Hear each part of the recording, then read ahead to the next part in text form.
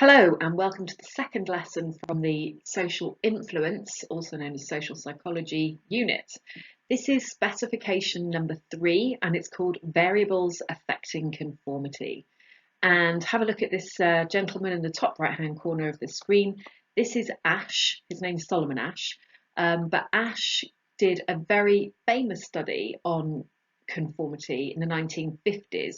Now, usually you don't need to know the names and dates of experiments, but for this one, you do need to know. So he's called Solomon Asch, but we can just call him Asch. And the experiment that he did took place in 1956. And I'll explain later why that is so important. So in this teaching video, I'm going to explain about Asch's original experiment that he did. And then the specification asks you to know the details of the variables that Asch did that would affect conformity. So that he did loads, but there are only 3 variables that you need to know from the spec, and that is group size, unanimity of the majority, and difficulty of task. So all of that is your AO1 description, and then we will do the evaluation, your AO3, so we'll evaluate Asch's experiment as well. So if you want to, pause the video and see if you can answer those questions from the last lesson. So Asch's very famous experiment on conformity involved a visual perception test. So if you have a look at this slide here, and all I want you to do is identify which of the lines, 1, 2 or 3, is the same length as line X. And it's a really easy task, and it's important that it's an easy task because the answer should be absolutely obvious. So I'm really hoping that you've identified that line 2 is the same length as line X. So this vision perception test is what Asch used in order to test conformity to the majority. Now, as you know from the previous lesson, conformity means fitting in with the majority. So you change either your attitudes, values and behaviours to fit in with what the majority of people are doing around you. And Asch wanted to test conformity to the majority, and he used a really easy vision perception test, this one in fact, called the 3 lines study, to test conformity. So I will explain what happened. So here he is, and there's Asch, and he said his aim was to investigate whether conformity to the majority occurs in a situation where the correct answer is obvious, i.e. unambiguous. And so in this visual test, sorry, I'm trying to do something, I can't go backwards. Okay, so in the vision perception test that you saw on the previous slide, the correct answer is completely obvious. So Asch used a laboratory experiment, that was his experimental method, a laboratory experiment to study conformity. His sample was 123 male American university students, and they all volunteered to take part in an experiment. But Asch lied to them. He told them that they were taking part in a vision perception test, which was true, but what he didn't tell them was that actually he wasn't interested in their eyesight. He was actually interested in whether they would conform to the majority. Now, I've put a research methods question in there, but we'll come to that later. And the research methodology is really important for Asch because we can criticise it later as part of our evaluation. So the way the experiment was set up was that the students who volunteered to be part of the experiment, they would go into the situation, into the laboratory experiment, where they thought they were sitting with 6 other participants, but in fact they were actually sitting with 6 other confederates, also known as stooges, and that means a confederate or a stooge is someone who is not a naive participant. They are actually people who are acting, and so they know everything about the experiment. Asch has already told them all about it, and Asch told them what to do and how to behave in the experiment. So they all sat round either a round table or an oblong table, like in the picture there, and they always sat in exactly the same positions. So the confederates, you can see it says stooge 1, stooge 2, stooge 3, those are the Confederates. They sat around the table with the naive participant, who was the real one, always sitting in position number 6, which was second to last. And Asch asked all of the men, so it was all males, and we can obviously criticise the population validity later, but Asch used that vision perception test to say to everybody in the experiment which line is the same length as line X. Is it 1, 2, or 3?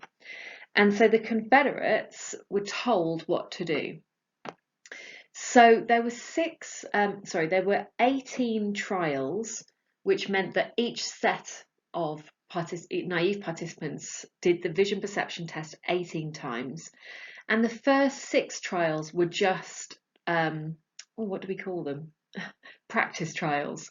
So Asch didn't record the results from the practice trials. He then, when it got to trial number 7, he then recorded the results of what the naive participants said about which line was closest to X.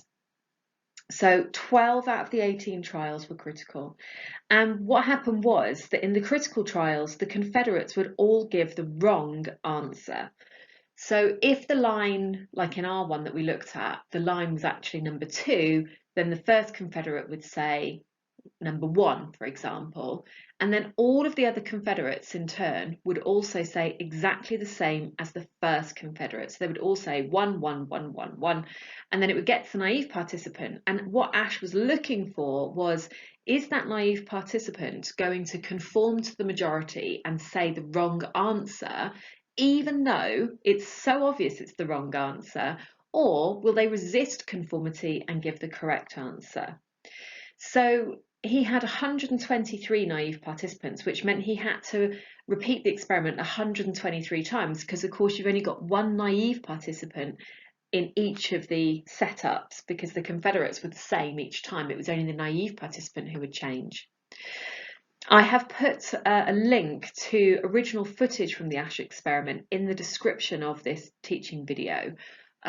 So you'll be able to find that on Moodle or in MS Teams. If you look at the description, then there'll be a link to original footage, and it's a little bit grainy because it was from the 1950s, but click on that link and watch what happened. Watch how the setup was for that experiment.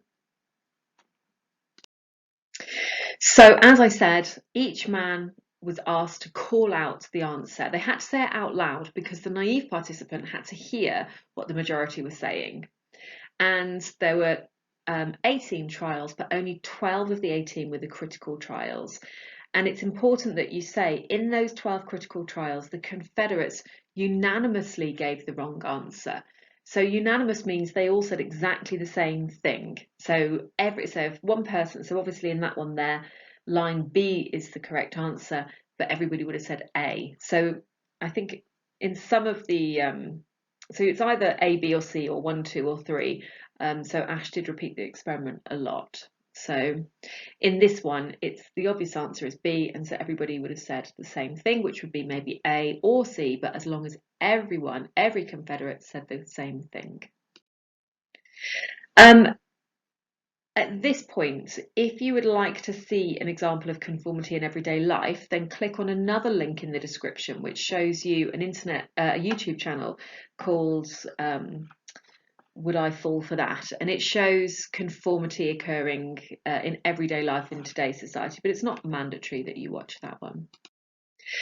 So Asch's findings. This is still our AO1 assessment criteria, which means, so AO1 is description. So you would describe the procedures in the way that I've just described to you, and as part of description, you would describe the findings. And the most important finding from there is that overall conformity was 36.8%. Now, if you can't remember that exact percentage, I want you to remember that overall conformity was about a third. So it's fine in the exam if you put that. If you can remember 36.8, happy days, good for you. But if you can't, then about a third is fine. It's important that you do know some other findings, because you might get a question in the exam that simply says outline Asch's findings. And if that's the case, you don't need to give any procedure. You literally say in Asch's 3-line experiment, he found that overall conformity to the majority was 36.8%. And then you might include some of this other information. So conformity in at least one trial was 75%. Conformity in 6 trials was 50%. Conformity in every trial was 5%. And non-conformity in all trials was 25%.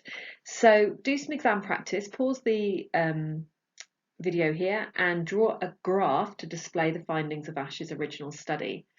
And I'm hoping you know you've got to draw a bar chart for this, and remember that in a bar chart your bars may not touch. In the exam, if your bars touch, that's called a histogram and you won't get the marks.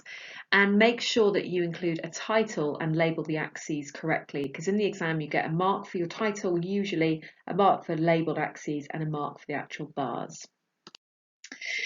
So yeah, so this is just for you to consolidate what you've said, what you've learned so far, which line is the same length as X is what Asch would have said, and then explain why 36.8% of participants in Asch's study said it was line 3. So try that as an exam style question. So in the spec, it says variables affecting conformity, and it wants you to know Asch's 3-line study. And the 3 variables they have named are group size, unanimity of the majority, also called the lone dissenter study, and difficulty of task. And what this means is that Asch replicated the experiment after the original experiment with 123 participants. He changed the experiment slightly and the recorded results about what happened. So we're looking at the variables that affected conformity, and we're always going to compare what happened to the original baseline study where we know that 36.8% of people conformed to the majority. And that's why it's really important you know that figure, because when you're talking about the variables, you're comparing it to that original overall finding of conformity. So Asch changed the conditions of the experiment to investigate how group size affects conformity. And what you need to know about group size is that I've put there 3 is the magic number because I always like to think of a little song from the 1990s called 3 is the magic number, and that helps me remember. So I'm just going to play you a little bit of that. It's going to be terrible quality because it's just on my phone for YouTube, but have a little listen to this. And when you think about group size, I want you to see that image of De La Soul from the 1990s and have a little listen to this. 3,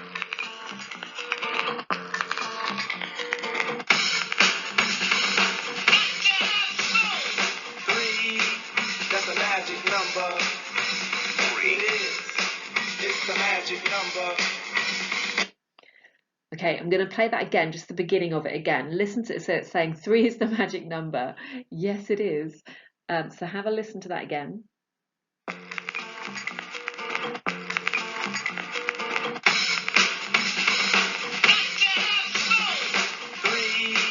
that's the magic number.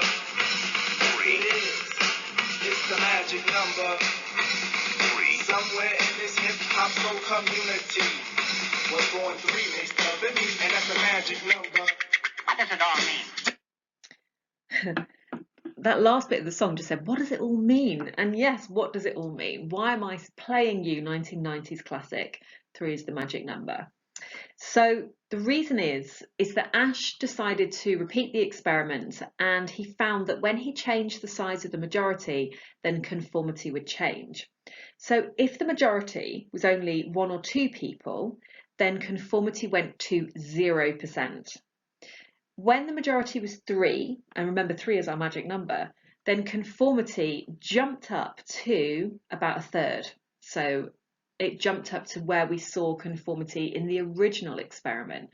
So 3 is definitely a magic number for conformity, because when Asch then increased the majority to say 9 or 10 people, it didn't increase, conformity didn't increase exponentially with the majority increasing, it just stayed at about 1/3. So 3, so although I'm saying magic, think about it being the critical number. So 3 is the critical number you need in the majority to have an effect, to have a social influence on other people's behaviour. So make sure you write down these facts about group size. When the majority was only 1 or 2 people, conformity was 0%. When the majority was 3 people, it jumped to about 1/3 of people conforming. And then when you increase the majority to say 9 or 10 people, it stayed at 1/3. And those are the 3 things that you need to remember about group size. So 3 is not only the magic number for conformity, but there are 3 things that you need to remember about group size.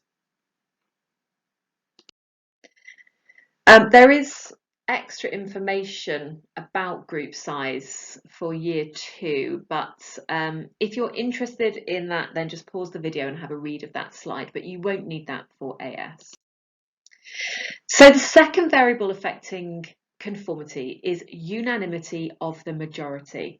Now that is very hard to say and it's very hard to spell, so pause the video and try saying it. Go and find someone and say, do you know, the second variable affecting conformity is unanimity of the majority, and then try and write it down and be able to spell it.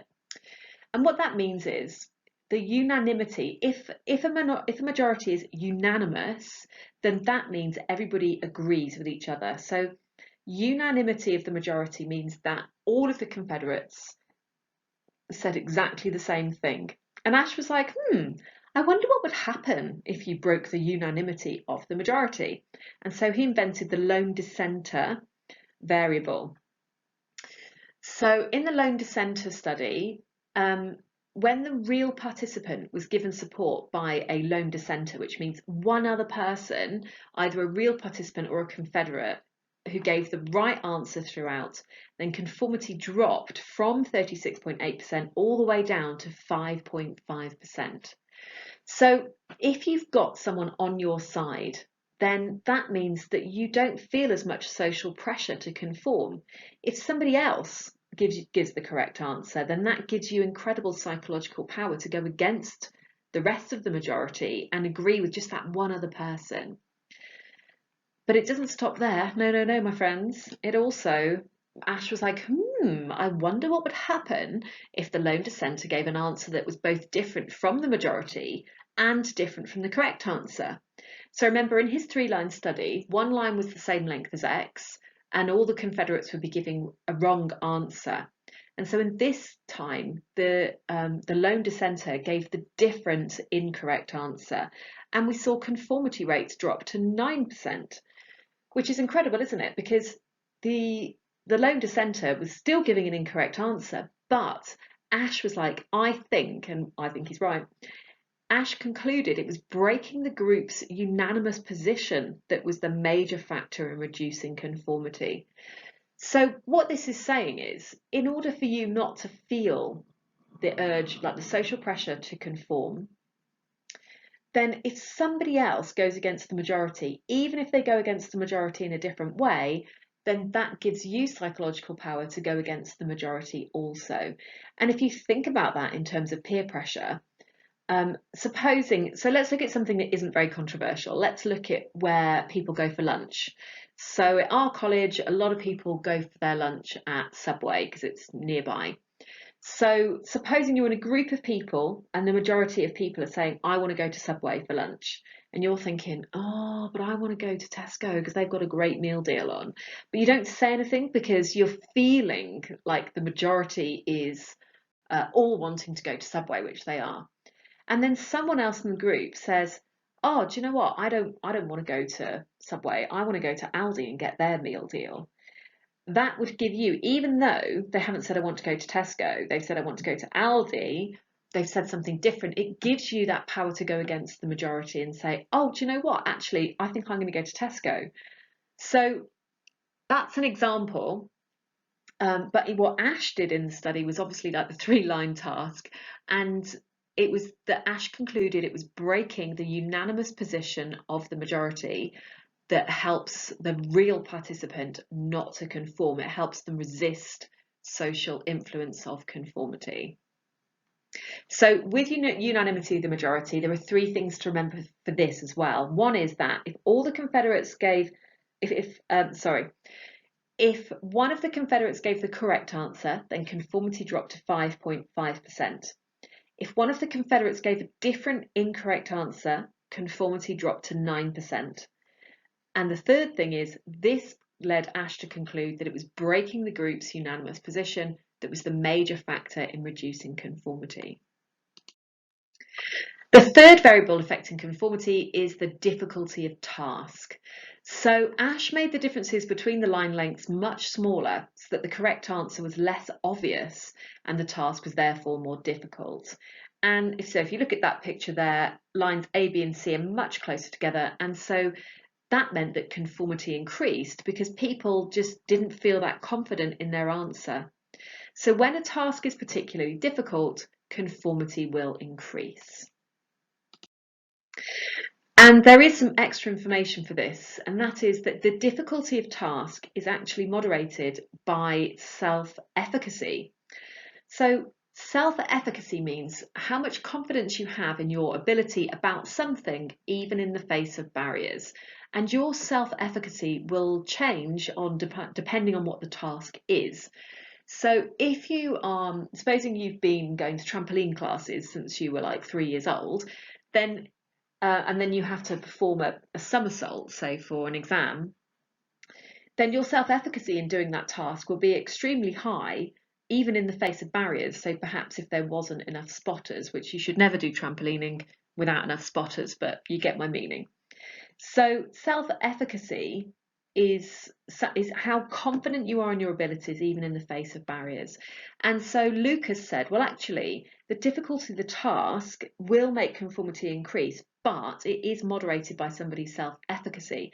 Because if someone has very high confidence that they know an answer or they can do something even in the face of barriers, then they won't conform. Whereas if your self-efficacy is low, then you will conform. So in Asch's study, then perhaps it was something like if you were a maths student or something or an engineering student and spend your whole day measuring things to the millimetre, then your self-efficacy for that task would be high. Okay, so could you have a look at handout which is labelled SP36? SP stands for Social Psychology, which is the same as Social Influence. All the handouts are on Moodle and on MS Teams. If you look in MS Teams under Files and then click on the Social Psychology folder, you will find reference SP36 and complete pages 1 to 4 so that you can consolidate your learning of the AO1 material and also complete this task that is explained on SP36, page 4. Okay, so we're going to now do the evaluation, the AO3 material for variables affecting conformity. And hopefully by the time you watch this teaching video, you will have already done about different types of external validity. And if you haven't, then this might be slightly confusing and you'll need to watch that teaching video.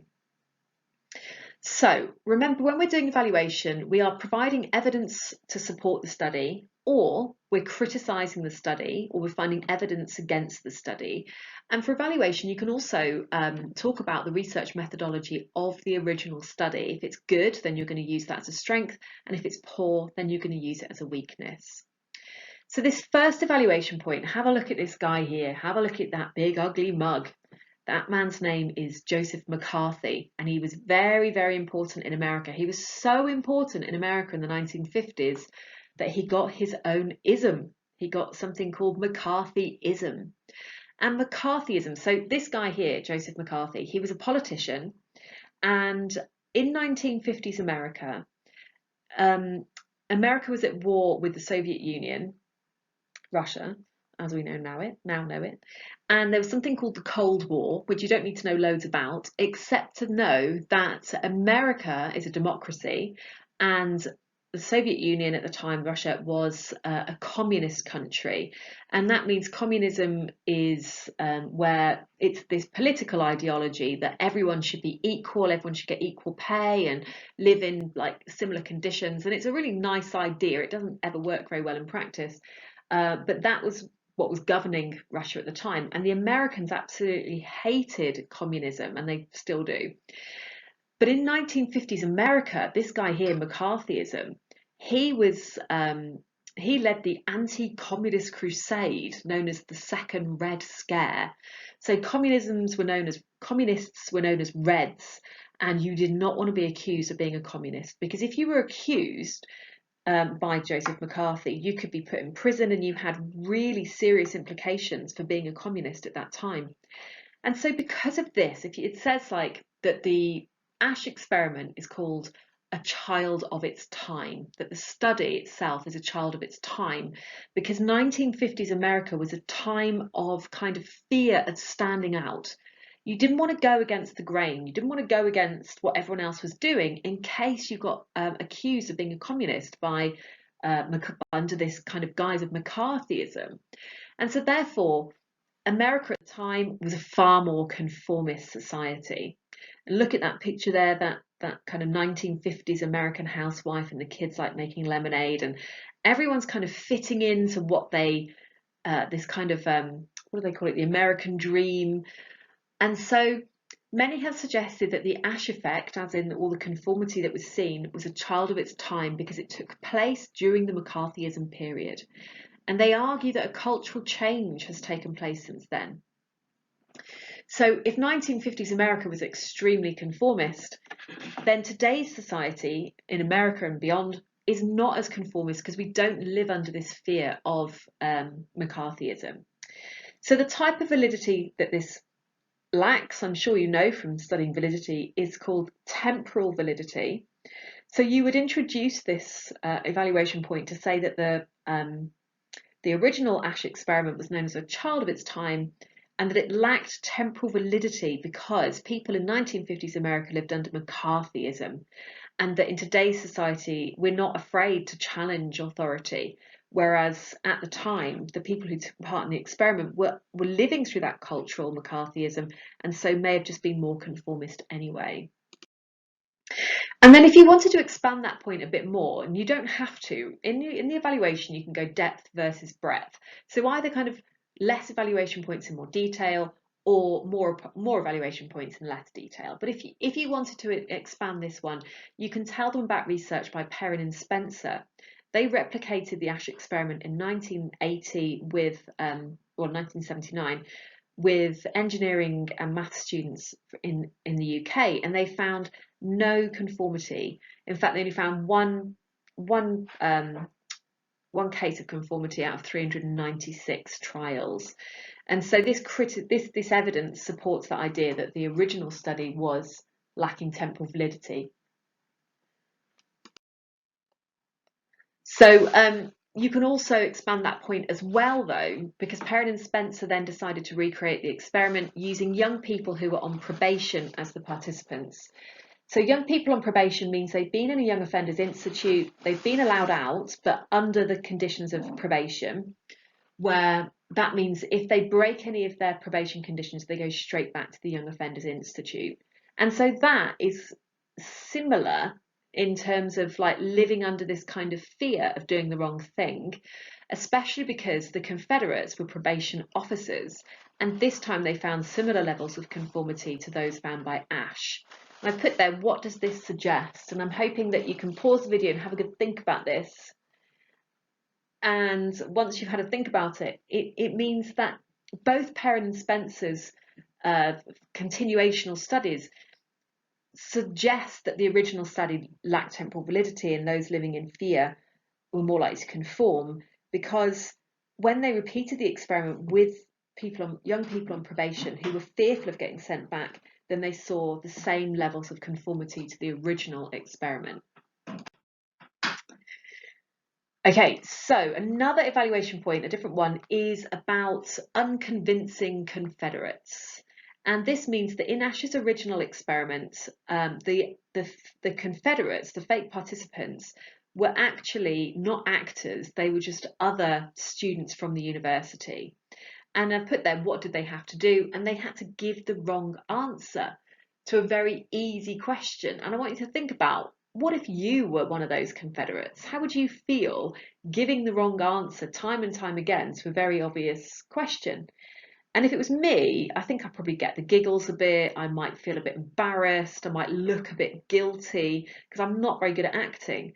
And so because of this, the original Asch experiment has been criticised that the Confederates would have been giving the game away. They wouldn't have been convincing, and therefore that would make a difference to the results, because that means that people probably would have guessed the purpose of the study and realised that they were meant to be giving the wrong answer, and therefore display demand characteristics.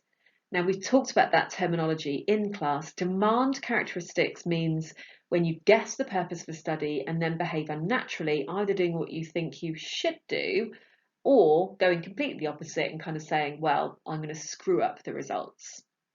So in order to find out whether that was the case, Mori and Arai got around the issue by repeating the experiment, but they used 4 real participants and they gave them all special polarizing glasses. So 3 out of the 4 of the real participants had glasses that made them see things in exactly the same way, and 1 of the Confederates had a pair of glasses that looked the same, but it made them see the lines differently.